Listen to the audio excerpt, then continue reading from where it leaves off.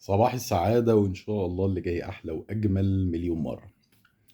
في حركة نص كم كده هي بتحصل من زمان بس هتلاقيها بتزيد دلوقتي من بعض التجار أو من نسبة من التجار استغلالا للظروف، وهي إن حضرتك لما تيجي تشتري منه يقول لك لا كاش في فيزا، في فيزا وهيبقى لازق الاستيكر، بس لو هتدفع حضرتك بالفيزا مش عارف هنزود 200 جنيه، هنزود مش عارف 1%، 5%.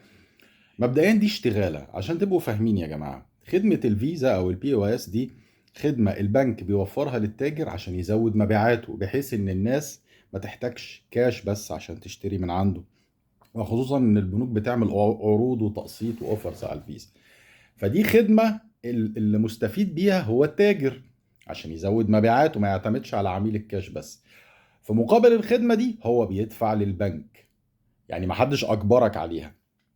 فلما يجي تاجر يعمل معاك الحركة دي، هو أنا آسف في اللفظ بيسرقك، عايز يحملك تمن الخدمة اللي هو استفاد بيها من البنك.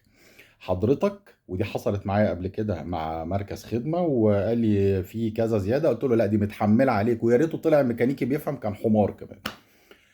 فحضرتك تصر ما تدفعش أكتر من المبلغ اللي هتدفعه، لأن دي خدمة هو بيدفع مقابلها للبنك. ولو في تاجر أصر وعمل معاك كده، حضرتك اتصل بالبنك. دايما مكنه الفيزا او مكنه الكريدت حضرتك هتلاقي ايه شعار البنك عليها، وات ايفر بقى هو بنك ايه.